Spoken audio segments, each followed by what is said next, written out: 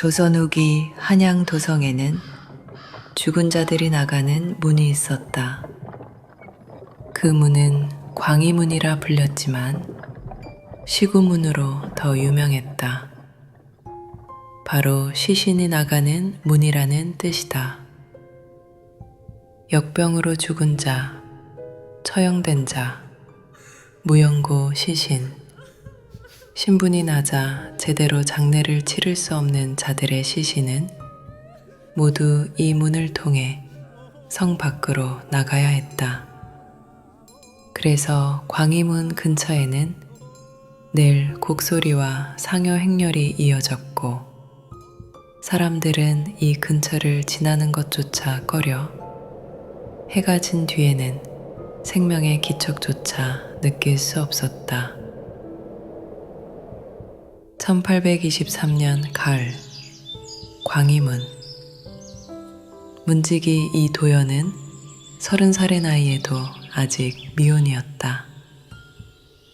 낮에는 관아의 지시에 따라 문을 여닫고 밤이면 시신을 실은 수레들이 조용히 문을 통과하는 모습을 지켜보는 것이 그의 일이었다.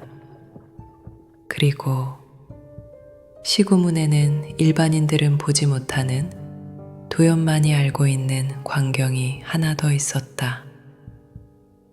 시구문 앞 귀문. 그곳은 망자들이 저승으로 향하기 전 잠시 머무는 관문이 있는 곳이었다.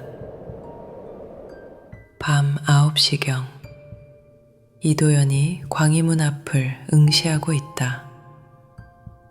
흰 소복을 입은 사람, 피 묻은 옷을 입은 사람, 누더기를 걸친 노인, 이승의 몸을 벗은 지 얼마 안 된 망자들이었다. 마치 무언가를 기다리는 듯. 그들은 한 방향을 응시한 채 멍하니 서 있었다. 오늘은 12명이군. 도연이 익숙한 듯 그들을 바라본다.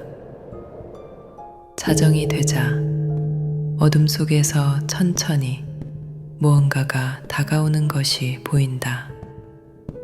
접어. 으스스한 공기와 함께 나타난 것은 바로 검은 가마였다. 4명의 검은 옷을 입은 가마꾼, 공허한 얼굴. 가마가 멈추자 선두에 선 가마꾼이 죽은 자들을 지목한다. 지목된 몇몇 혼들이 가마 안으로 들어간다. 도연은 조용히 그 광경을 지켜보았다. 오늘은 5명.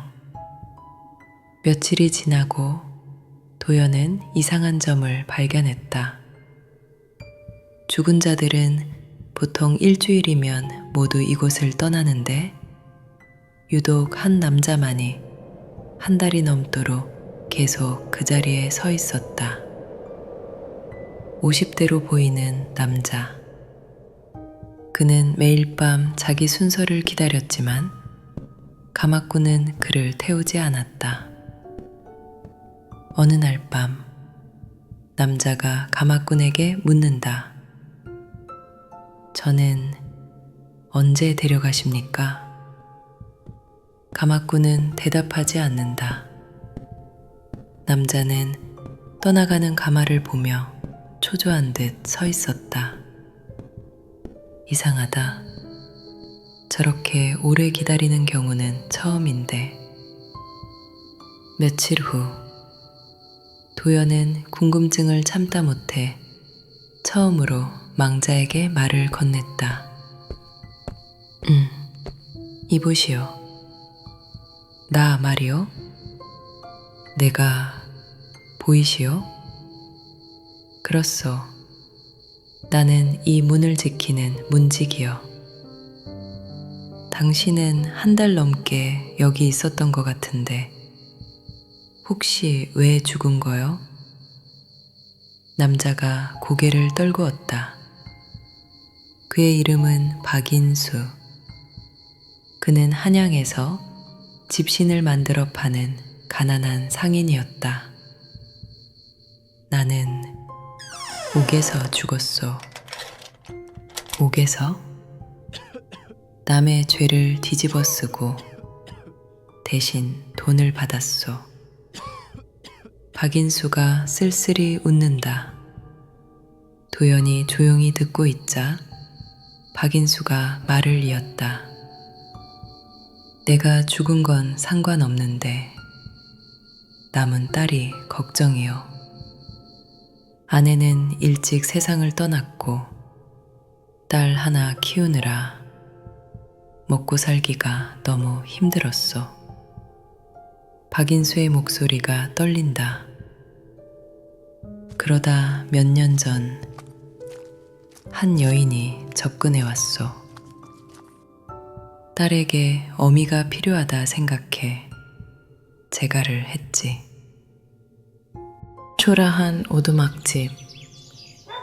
40대 중반의 여인이 걸어 들어온다. 날카로운 눈매. 당신 같은 가난뱅이랑 살려니 숨이 막혀. 미안하오. 미안하긴 돈을 벌어오면 되지. 며칠 후 여인이 박인수를 불러 말한다. 여보, 큰돈 벌 생각 없어? 무슨 죄를 대신 뒤집어 쓰고 잠깐 옥살이만 하면 큰 돈을 준대요. 죄를? 연하 시집 보낼 돈이라도 벌어야지. 박인수는 잠시 망설였으나 결국 고개를 끄덕였다. 정말 곤장 너 때만 맞으면 끝날 줄 알았어. 그런데 그 집 양반이 실수로 사람을 죽인 거였지. 고의는 아니라 사형은 면했지만 곤장을 맞고 유배를 기다리던 중 옥고를 버틸 힘이 없었소. 박인수의 눈에서 눈물이 흐른다. 그 돈이면 그래도 딸아이만큼은 잘 먹고 잘 살 수 있겠다 싶어 마음이 놓였는데 도연은 그 모습을 보며 가슴이 먹먹해졌다. 내 시신이 나가던 날 알게 됐소. 딸아이는 쫓겨나고 아내가 그 돈을 다 가로챘다는 걸 말이오. 박인수의 눈에서 분노가 느껴졌다. 젊은 양반, 혹시 나를 좀 도와줄 수 없겠소? 그냥 말만 전해주면 돼요. 남자가 도연의 다리를 붙잡고 애원한다. 이래서 망자한테 함부로 말을 걸면 안 되는 것을. 마음 약한 도연은 끝내 알겠다고 약조했다.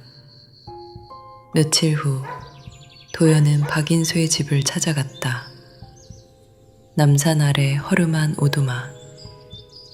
문을 두드리자 박인수의 처로 보이는 여인이 나온다. 누구시오?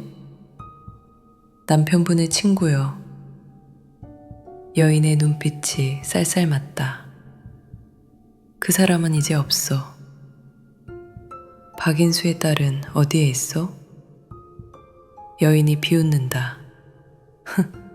쫓아냈지. 내 딸도 아닌데. 더군다나 죄인의 여식과 어찌 함께 살겠어? 여인이 문을 닫으려 하자 도연이 가로막으며 말한다.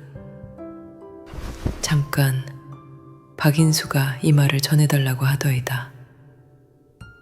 도연의 말을 들은 여인이 당황하더니 그대로 문을 닫고 들어가 버렸다.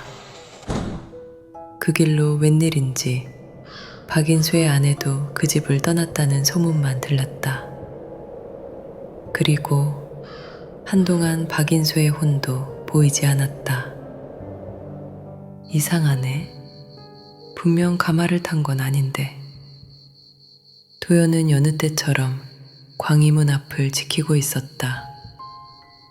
스산한 가을밤, 옷깃을 여미며 문 앞에 서 있다. 이제는 너무나 익숙해진 통곡 소리, 시신을 실은 수레가 광희문을 빠져나오고 있었다. 옆에 동료가 말한다. 저 여자 아주 악독한 년이야. 남자들 등쳐먹고 죽게 만들더니 돈꾸러미를 들고 야반도주하다 산도적을 만난 건지 칼 맞아 죽었더래. 도연은 말없이 지나가는 수레를 바라보았다. 자정이 되자 망자들이 기다리는 길목이 보였다. 오늘은 4명이군. 그런데 낯익은 얼굴, 누더기를 걸친 지저분한 몰골, 박인수의 아내였다. 멍하니 서 있는 듯 보였지만 눈빛은 서늘할 만큼 매서웠다. 잠시 후 검은 가마가 나타나 그녀를 태우고 어둠 속으로 사라진다. 삐걱삐걱. 오늘따라 유독 가마에 삐걱대는 소리가 귀에 거슬렸다. 이튿날 저녁, 교대를 한 도연의 앞에 박인수가 나타났다. 기다린 것처럼. 깜짝이야. 아직도 못 떠난 거요? 고맙소. 이 말을 전하고 싶었소. 마지막으로 부탁 하나만 더 들어주시겠소? 내 딸 연아가 잘 있는지만 좀 살펴봐 주시오. 부탁이요. 도연은 박인수의 간곡한 청을 차마 저버리지 못하고 다음 날 바로 그 집을 찾아가 보았다. 남산 아래 박인수의 집. 아무도 없을 줄 알았는데 뜻밖에도 젊은 여인이 빨래를 널고 있었다. 도연이 조심스레 다가간다. 연하 낭자? 여인이 고개를 든다. 수척하지만 단아하고 고운 얼굴. 누구세요? 저는 박인수 씨를 아는 사람이요. 그 말에 연화의 손끝이 떨렸다. 그가 낭자가 잘 지내는지 봐달라고 하더이다. 연화가 조용히 미소 짓는다. 낭자가 잘 지내는 듯하니 이제 아버님도 마음이 놓이실게요. 자리를 뜨려는 도연. 저 따뜻한 차를 우리던 중인데 한 잔 드릴까요? 도연과 연하는 그렇게 텐마루에 앉아 한동안 이야기를 나누었다. 이튿날 오후 교대를 기다리는 도연. 연하가 광희문 앞에 서 있다. 여긴 어떻게? 연하가 환하게 미소 짓는다. 곶감이 맛있게 말라 조금 가져왔어요. 붉은 오울이 그녀의 머리 뒤로 부서지고 있었다. 그날 밤 저벅저벅 가마꾼들이 검은 가마를 지고 걸어온다. 어둠 속에 홀로 서 있는 박인수. 이번에는 가마꾼이 정확히 박인수를 가리켰다. 잘 가시오. 박인수가 마지막으로 도연을 바라본다. 우리 연하를 잘 부탁하네. 편안한 표정의 박인수가 가마에 올랐다. 잠시 후 가마는 천천히 어둠 속으로 사라져갔다. 바람이 스친다. 그 바람이 문루 위에 닿았을 때 도연은 그 경계 위에 홀로 서 있었다. 일제강점기에도 일본군에게 당한 대한제국 군인의 시신이 광희문 밖에 버려져 가족의 시신을 찾으러 온 아녀자들의 곡소리가 광희문을 울렸다고 한다.